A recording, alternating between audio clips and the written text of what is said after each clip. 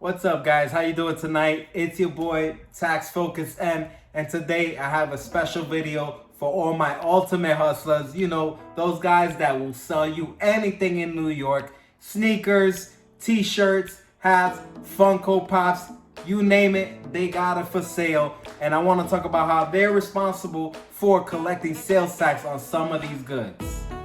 So, to the ultimate hustlers out there, when you're really trying to level up your business, once you've established your LLC, the next thing you're gonna look at is what are your responsibilities as a seller of a tangible good or certain services in New York State, which may require you to collect sales tax.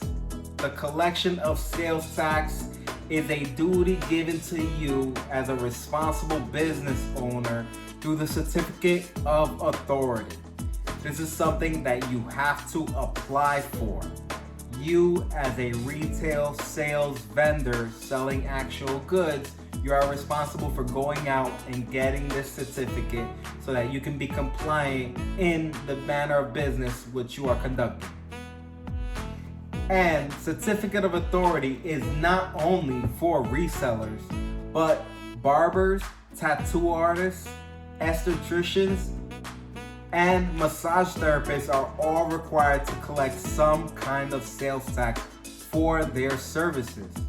You guys really have a question about whether the services you're providing are susceptible to any type of sales tax collections, please DM me and I'll be happy to investigate that for you and let you know. So as you're leveling up and you apply and receive your certificate authority, the first things I want you guys to know and understand is that this is a real responsibility for you as a business owner.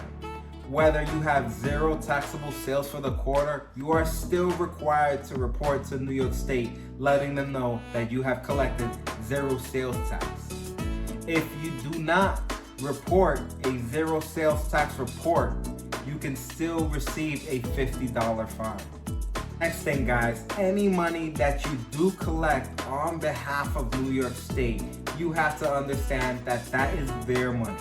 These guys are really serious about their sales tax revenue, and if you collect any sales tax from a customer, you are responsible for remitting that. So one of the biggest mix-ups that gets people confused, especially new entrepreneurs, is that this sales tax remittance is due every 3 months. Similar to your income tax, however, different. Sales tax is collected and reported from December, January, February, and then typically due by the 20th day of the following month.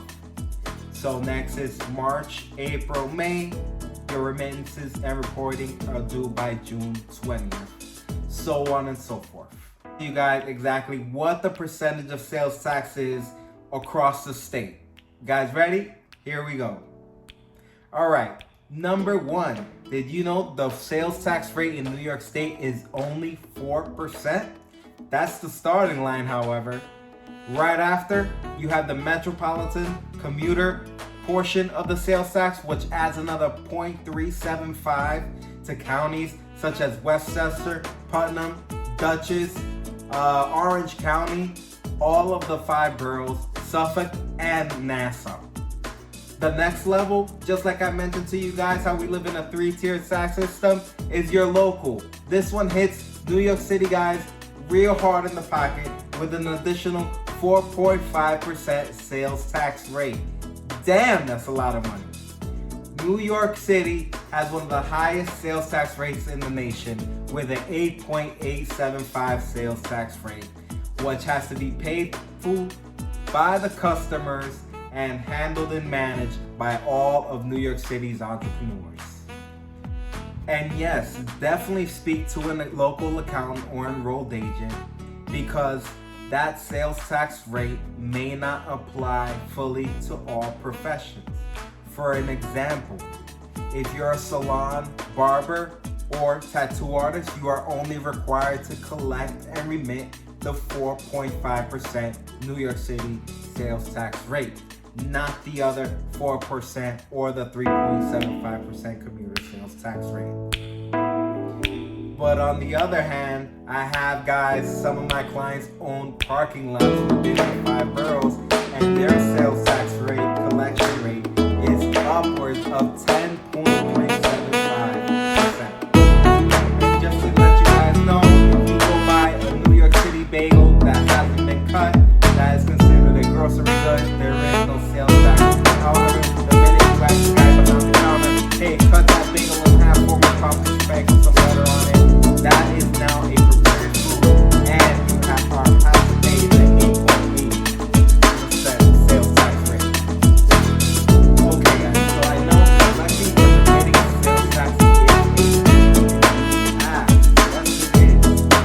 However, luckily for the small businesses, after 4 consecutive quarters of remitting less than $3,000 in collected sales tax, New York State will put you on the yearly plan, which will only necessarily required to report and remit sales tax collected once a year.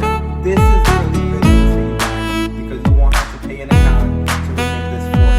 However, remember, along the way, as you're conducting business, you are collecting sales tax and increasing that liability.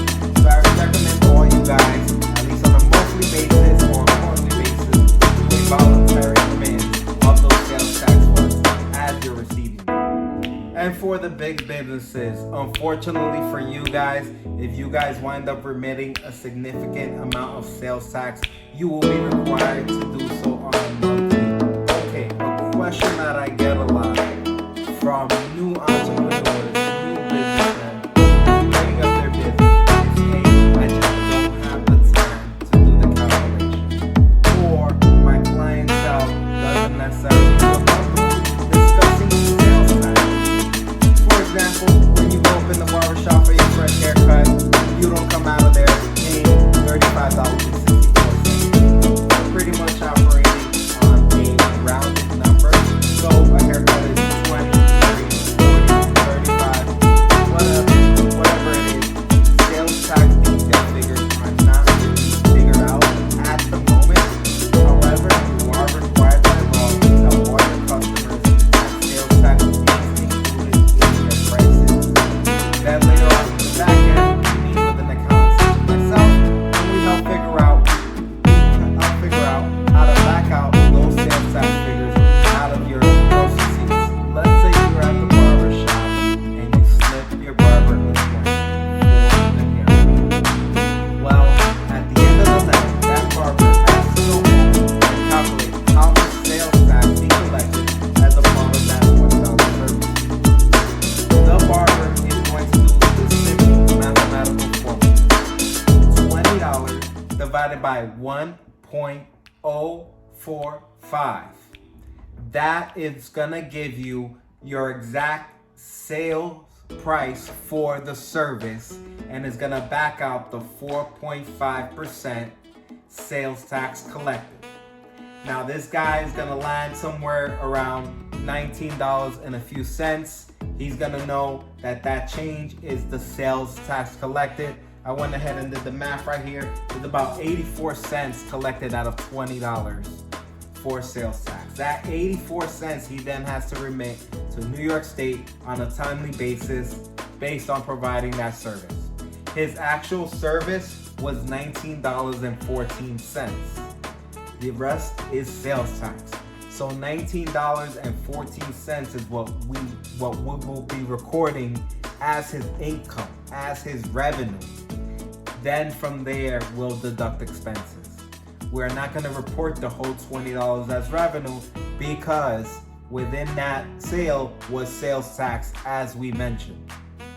That's a simple way of how we can figure out sales tax in a fast-moving city such as New York. So guys, it's actually very critical for you guys to keep good logs of every sale that you do.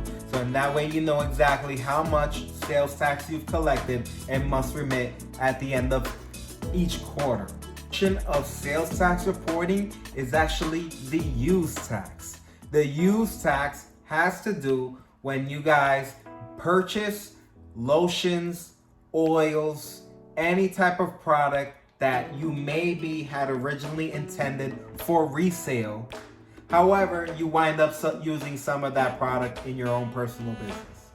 This is where you take that value and you report that as a used item on your sales tax reporting, and you will then remit the associated sales tax related to that use.